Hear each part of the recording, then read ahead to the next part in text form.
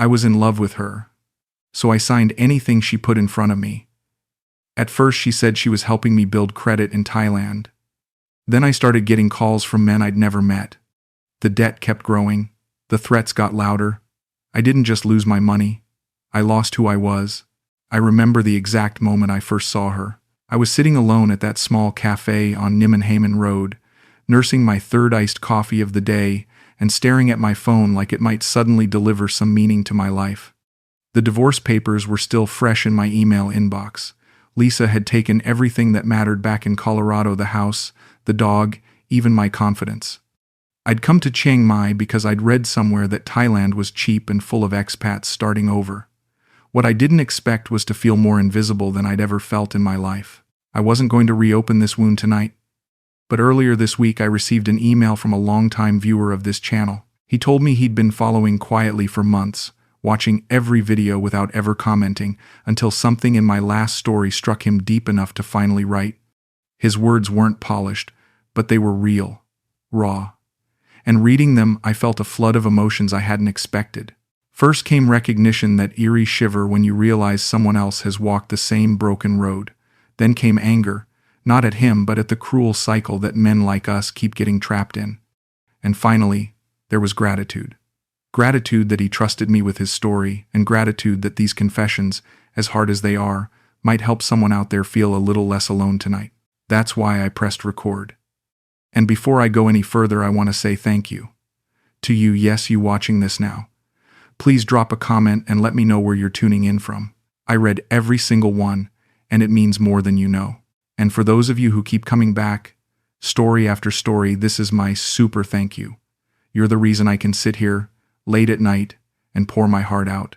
Please like this video, subscribe if you haven't already, and join the conversation. Because tonight, I'm going to tell you everything. Let me take you back to where it all started. That's when she walked over. "Are you lost?" she asked in perfect English, her voice carrying this gentle concern that hit me right in the chest. I looked up and saw this beautiful Thai woman, maybe 30, with kind eyes and a smile that felt genuine. Not the practiced smile of someone trying to sell me something, but the kind of smile you give someone when you actually see them. "I'm Marshall," I said, probably too quickly. "And yeah, I think I am lost." She laughed softly and sat down without invitation. "I'm Mona. And being lost isn't always bad. Sometimes it's the first step to finding something better." We talked for 2 hours. She asked about my life back home, why I'd come to Thailand, what I was hoping to find. I found myself telling her things I hadn't even told Lisa during our marriage counseling sessions. How I'd always felt like I was sleepwalking through life. How I'd built a successful IT contracting business but never felt successful. How I'd always dreamed of creating something meaningful, maybe an app that could help people, but never had the courage to try.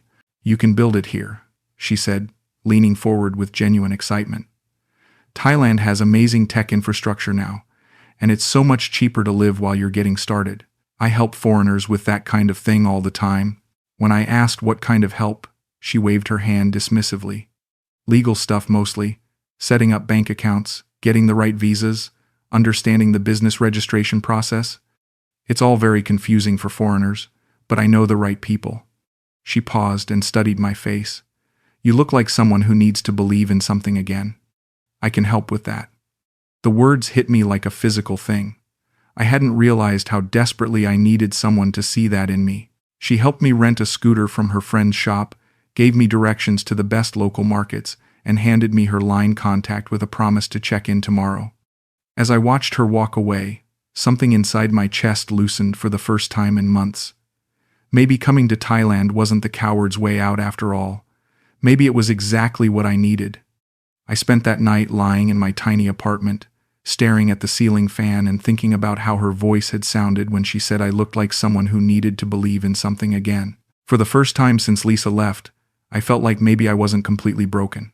The next morning, Mona texted me before I was even fully awake. "Good morning, Marshall.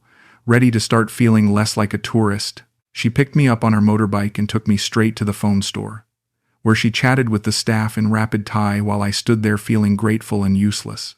"They're giving you the foreigner-friendly plan," she explained as she handed me my new Thai SIM card.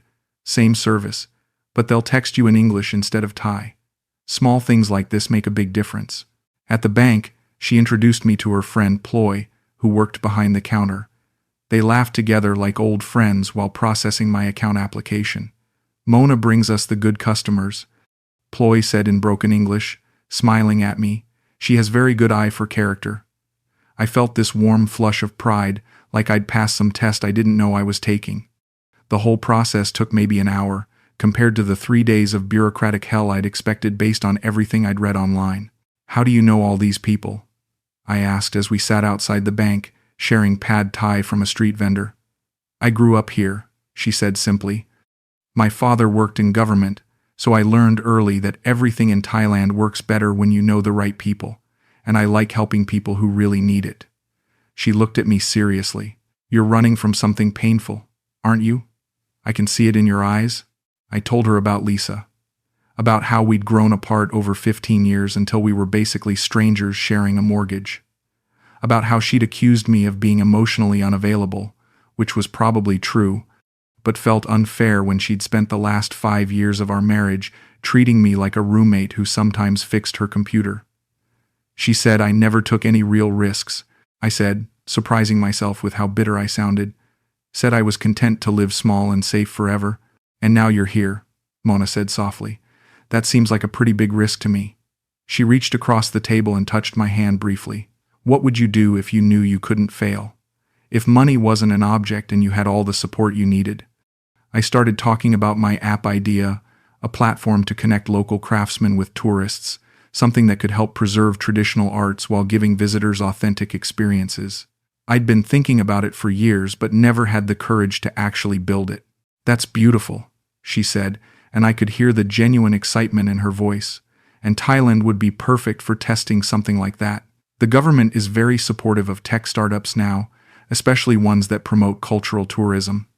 I know people who could help with permits, maybe even get you connected to some initial funding. The way she said it made it sound so possible, not like the pipe dream Lisa had always treated it as, but like something real and achievable. That night, I lay in bed, replaying every word of our conversation. For the first time in years, I felt like someone truly understood what I was trying to become. Mona saw potential in me that I'd forgotten I had. Maybe Thailand really could be my fresh start. Maybe I really could build something meaningful here. I fell asleep with my phone next to my pillow, hoping she'd text again soon. I have someone you should meet, Mona said a week later as we walked through the weekend market. His name is Mr. Somchai. He helps foreign entrepreneurs get established here. He's very well connected in the startup community. She spoke with the casual confidence of someone who'd done this many times before. He can help you get a proper business loan so you can focus on building your app instead of worrying about money. Mr. Somchai turned out to be a soft-spoken man in his 50s who met us at a upscale cafe near the university. He wore a crisp white shirt and spoke English with careful precision. Ms. Mona tells me you have interesting business idea, he said, shaking my hand firmly. She has brought me many successful clients over the years. Her judgment is very good. He asked intelligent questions about my app concept, nodded thoughtfully at my answers, and made notes in a leather portfolio. The Thai government is very encouraging to foreign technology investment right now, he explained, especially projects that support local culture and tourism. There are special loan programs available, very favorable terms. He slid a thick folder across the table. These are preliminary documents. Nothing binding yet, just paperwork to see what you might qualify for. I opened the folder and immediately felt overwhelmed. Everything was in Thai except for a few scattered English phrases. I don't understand most of this, I admitted, feeling stupid. Don't worry, Mona said quickly. This is normal. I can translate everything for you later. Right now, Mr. Somchai just needs to know if you're seriously interested. She looked at me with those encouraging eyes. This is exactly the kind of opportunity you came here to find. Mr. Somchai excused himself to take a phone call, and I turned to Mona. Are you sure this is legitimate? It seems almost too easy. She laughed softly and touched my arm. Marshall, you're not in Colorado anymore. Things work differently here.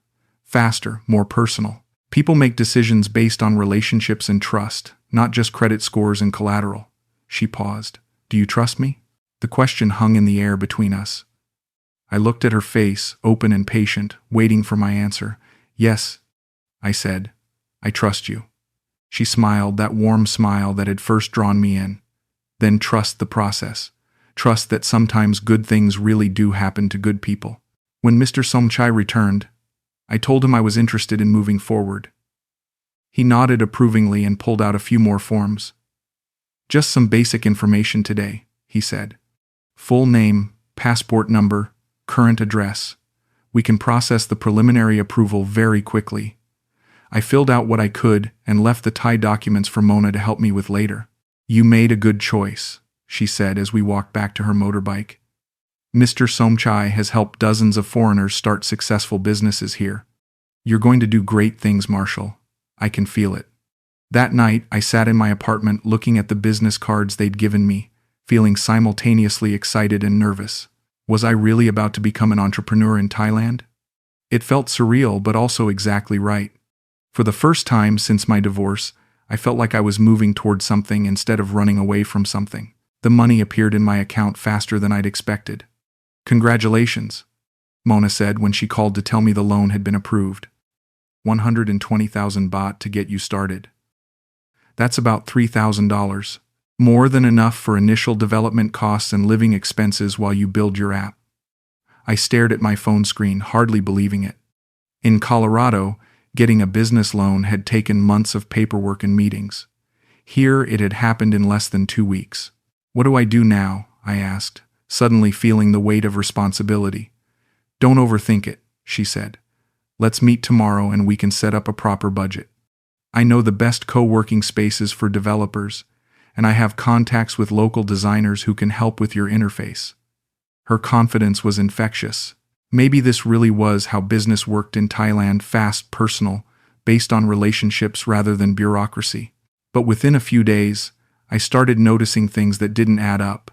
Cash withdrawals I didn't remember making, transfers to accounts I'd never heard of. When I asked Mona about it, she pulled out a folder with detailed spreadsheets. These are all business expenses, she explained patiently. Registration fees for your business license, deposits for your co-working space, payments to the designers I've been working with on your behalf. She pointed to each line item. This payment was for expediting your work permit. This one was a consulting fee to the lawyer who reviewed your contracts. But I never met any of these people, I said, feeling a knot form in my stomach. You didn't need to. That's what I'm here for. You focus on the creative work. I handle the business side. That's what you're paying me for. She said it so matter-of-factly that I felt foolish for questioning it. You hired me as your local business manager, remember? This is what business managers do. I didn't remember explicitly hiring her, but maybe I'd misunderstood something in all those Thai documents I'd signed. How much are these fees going to be? I asked. Don't worry about that right now, she said, closing the folder. Everything is being tracked. Once your app starts generating revenue, we can settle all the accounts. Right now, you need to focus on development, not bookkeeping. Something in my gut twisted, but I pushed it down. Mona had been nothing but helpful since the day I met her. She'd introduced me to Mr. Somchai, translated documents, helped me navigate the banking system. If she said these expenses were normal, they probably were. I was just being paranoid because I'd never started a business before. That night, I called my brother Dave back in Denver. It sounds fishy, Marshall, he said after I explained the situation. Why would you need to pay fees before you even start building anything? But Dave had never lived abroad, never tried to start a business in a foreign country. It's different here, I told him. Everything works through personal relationships. Mona knows the system better than I do. Just be careful, man, Dave said. You're already dealing with a lot of changes. Don't let anyone take advantage of your situation. After I hung up, I sat on my balcony listening to the sounds of the city below. Maybe Dave was right to be cautious. But Mona had looked me in the eye and asked if I trusted her. I'd said yes. And I meant it. Sometimes trust meant accepting that other people knew things you didn't. Sometimes trust meant being uncomfortable for a while until everything made sense. I was making coffee when someone knocked on my door. Not the gentle tap of a neighbor or delivery person, but the firm, insistent knock of someone who expected to be let in immediately. Through the peephole, I saw a Thai man in his 30s, wearing a polo shirt and gold chain, standing with his arms crossed. I'd never seen him before in my life. "Mr. Marshall?" he said when I opened the door. "I am here about your debt." His English was heavily accented but clear. "You owe 300,000 baht to Kun Prasit's company. Payment is very late."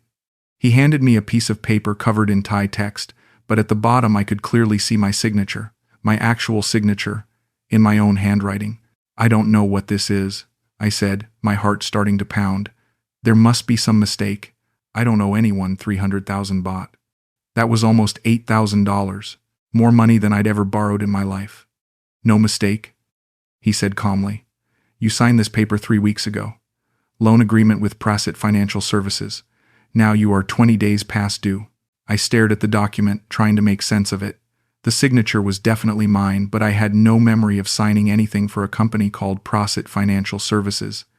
The only loan I'd taken was from Mr. Somchai's bank, and that was for much less money. "I need to call someone," I said. "There's been a misunderstanding." "No misunderstanding," the man said, but his tone wasn't angry, just matter of fact, like he was explaining something obvious. "You call your friend Mona. She can explain everything to you. But payment must come soon. Kun Prasit is not patient man." He turned to leave, then looked back at me. "Nice apartment. Shame if something happened to it." I called Mona immediately, but it went straight to voicemail. I texted her, asking her to call me urgently. Then I sat on my couch, staring at the paper, trying to figure out what was happening. The document looked official letterhead, stamps, multiple signatures, but I had no memory of signing it, no memory of meeting anyone from Prasit Financial Services. When Mona finally called back 3 hours later, she sounded tired. "Oh, that," she said when I described the visit. "Don't worry about it. That's just Thai business formality. Sometimes the paperwork gets filed under different company names for tax purposes. It's all the same loan you already approved." Her voice was calm, reassuring. "Prasit Financial is a subsidiary of Mr. Somchai's bank. Everything is connected." "But he said I owe 300,000 baht. That's way more than the loan we discussed." "Marshall, you're thinking like an American again. In Thailand, the initial loan amount includes all fees and interest calculated up front. You're not actually borrowing more money. It's just a different way of calculating the total cost." She paused. "Trust me, everything is fine. I'll call Kun Prasit and explain that you were confused about the payment schedule." That night, I couldn't sleep. I kept replaying the conversation, the way the man had looked at my apartment, the casual threat in his voice. I'd been in Thailand for less than 2 months. How had I already gotten involved in something this complicated? But Mona had explained everything. Different business practices, different paperwork systems. Maybe I really was just thinking like an American, expecting everything to work the way it worked back home. I decided to trust her. I had to trust someone. The phone calls started 2 days later. Thai voices speaking rapidly, sometimes angry, sometimes businesslike. When I told them I didn't understand Thai, they'd hang up without trying English. Then the texts began, phone numbers I didn't recognize sending messages in Thai script that my translation app couldn't parse properly. I began to notice men on motorbikes parked across from my building. Different men each day, but always there, always watching. When I left for the market, they'd follow at a distance. When I came home, they'd already be waiting. I started taking different routes, shopping at different places, but they always seemed to know where I'd end up. "Mona, something's wrong," I said when I finally reached her. I hadn't heard from her in 4 days, which was unusual. She'd been texting me almost daily since we met. "Those men are following me. The phone calls are getting more frequent. What did you tell Kun Prasit?" "I told him you were good for the money," she said, but her voice sounded different, colder. "Are you good for the money, Marshall?" "What money? I don't even understand what I supposedly owe or why." I was standing in my kitchen, peering through the blinds at another motorbike parked across the street. "You said this was all normal business practice. You said everything was fine." "Things change," she said simply. "Business is complicated. Sometimes there are additional costs." That afternoon, I went to the bank where I'd opened my account. The woman behind the counter pulled up my information and frowned. "Sir, you have multiple loan accounts with us. Total outstanding balance is 847,000 baht. My legs went weak. That was more than $20,000. "That's impossible," I said. I only took one small business loan. She turned her computer screen toward me. There were 4 different loans listed, all with my name, all with my signature, all from the past month. Business development loan, equipment financing, working capital advance, property deposit loan, each one for amounts I'd never seen or agreed to. These are all your signatures, yes? She asked, pointing to the screen. They were my signatures. I could see that clearly, but I had no memory of signing 3 of these documents. I need copies of everything, I said, trying to keep my voice steady. All the original loan agreements, all the terms, everything. She printed out a thick stack of papers, all in Thai except for my name and signature on each page. I tried calling Mona from the bank parking lot, but her phone went straight to voicemail. I texted her, "We need to talk immediately. This is serious." No response.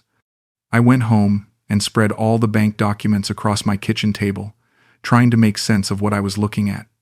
The signatures were definitely mine, but the amounts were staggering. How had I signed papers for loans I didn't remember taking? That night, I barely slept.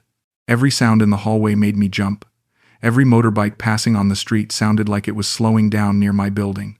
I kept checking my phone, hoping for a message from Mona explaining everything. But my phone stayed silent, and the men on the motorbike stayed in the street below. 3 days passed with no word from her.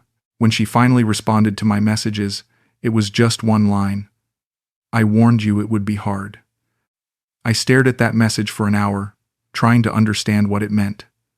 When had she warned me? About what? Everything had seemed so simple when we first met, so full of possibility.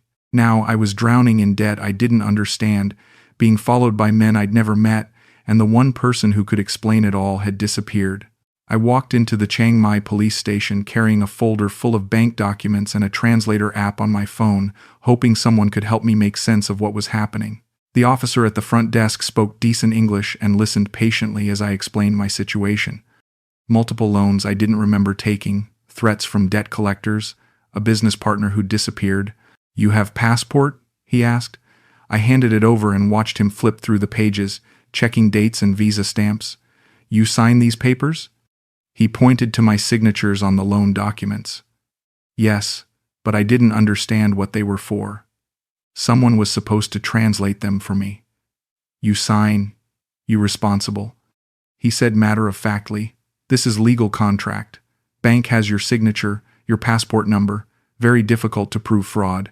He walked me over to a more senior officer who spoke better English. Detective Narong listened to my story with the polite attention of someone who'd heard similar tales before. "This happens sometimes with foreign men," he said gently. "Someone offers to help, becomes too helpful, situation becomes complicated." He looked through my documents carefully, "But these loans appear to be legitimate. Your signature, your identification, proper bank procedures. But I was told they were for business purposes. I was told the amounts were much smaller." "What does contract say?" Detective Narong asked, pointing to the Thai text. "I can't read Thai, that's the whole problem." He called over a clerk who translated key portions for me. Business loan for app development. Equipment financing for computer hardware. Working capital for operational expenses. Everything sounded plausible when translated, even if I'd never explicitly approved these specific amounts. "Your business partner, this woman Mona, where is she now?" "I don't know. She stopped answering my calls." Detective Narong made some notes. "We can file a report, but this is civil matter, not criminal. You will need to work with bank to resolve payment issues.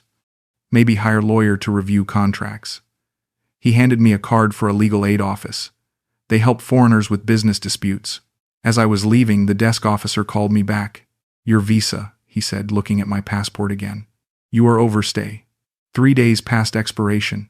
My heart sank. Mona had promised to help me renew my visa before it expired. Just another thing she'd forgotten to do. "You must pay fine. 1,500 baht per day overstay. Another 4,500 baht I didn't have. On top of loans I couldn't afford." I paid the overstay fine with money I'd planned to use for food, then sat in a cafe across from the police station trying to process what I'd learned. The loans were legal. The signatures were mine. No one was coming to rescue me from my own stupidity. I'd trusted someone I barely knew with decisions that would affect my entire financial future, and now I was paying the price. The men on motorbikes were still following me. If anything, there were more of them now. The phone calls were getting more aggressive, even though I couldn't understand the words. I was trapped in a foreign country, drowning in debt I'd somehow agreed to, being hunted by people I'd never met. And the one person who could have explained how I'd gotten into this mess had vanished like she'd never existed at all. I spent a week crafting the message before I sent it. No accusations, no anger, no demands for money or explanations. Just a simple question. Please tell me why. I didn't expect her to respond. It had been 3 weeks since I'd heard from her, and the men following me had made it clear that my situation was becoming more serious every day.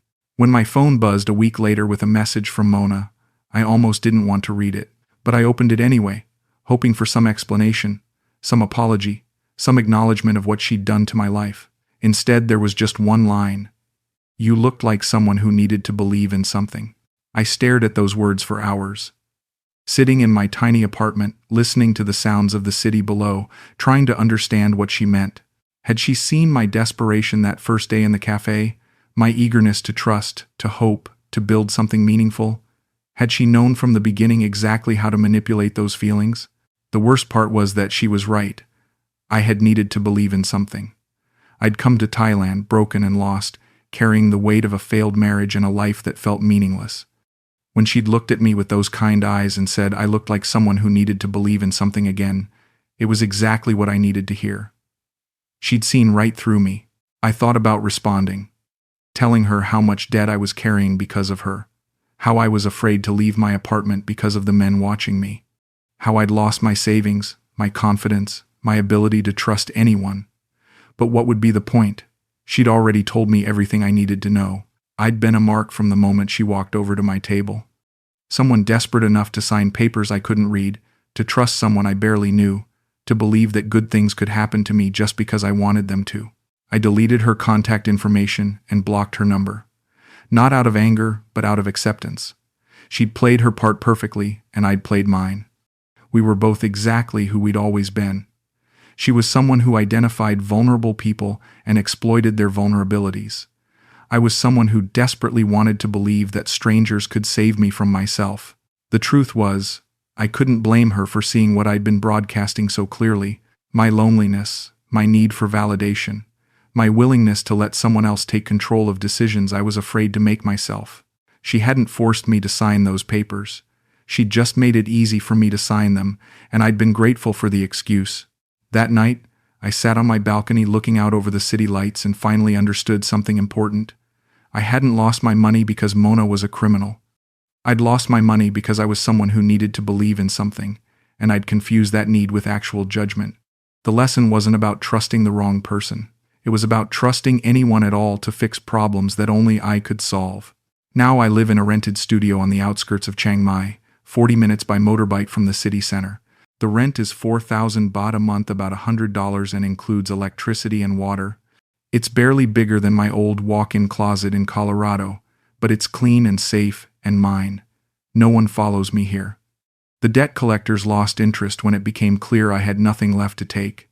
I work online now, doing small IT projects for clients back in the States. The work is familiar and boring, exactly the kind of safe, small life Lisa always accused me of preferring. But it pays enough to cover my basic expenses, and I don't have to trust anyone but myself to make it work. Some weeks I make enough to eat well. Other weeks I live on rice and eggs. I've learned that you can actually survive on very little when you stop pretending you need very much. I walk past that cafe on Nimmenhemen Road sometimes, the one where Mona and I first met. It's still there, still serving iced coffee to lonely foreigners who think Thailand might save them from themselves. I don't feel angry when I see it. Mostly I feel curious about who I was back then, the man who could be so easily convinced that a stranger's kindness was the answer to his problems. The debt still exists. Sometimes I get letters from Thai lawyers or phone calls from collection agencies, but they've mostly given up trying to collect from someone who lives on less than 30,000 baht a month. The banks wrote off the loans as bad debt. Mona moved on to other vulnerable foreigners who needed to believe in something. The whole ecosystem continues without me, and I'm grateful to be outside of it. I've stopped looking for her on social media or wondering what she's doing now. For a while, I was obsessed with understanding her motivations, with figuring out if any part of our connection had been real. But that kind of thinking was just another version of the same mistake, believing that someone else held the key to my peace of mind. She was exactly who she showed me she was, right from the beginning. Someone who identified needs and filled them for a price. Dave still calls me from Denver sometimes, asking when I'm coming home. But home feels like a concept that belongs to someone else now. I've built a small life here that doesn't require hope or trust or belief in anything larger than myself. I wake up, I work, I eat, I sleep. I read books I download for free. I watch the sunset from my balcony. I've become someone who doesn't need to believe in something larger than the present moment. Sometimes I think about the app I was going to build, the meaningful work I was going to create. It seems like something that happened to a different person, someone who thought his life could be transformed by the right opportunity and the right partner. That man is gone now. In his place is someone smaller and more careful, someone who understands that the only person responsible for saving him is himself. It's not the life I imagined when I first came to Thailand, but it's honest. And after everything that's happened, honesty feels like enough.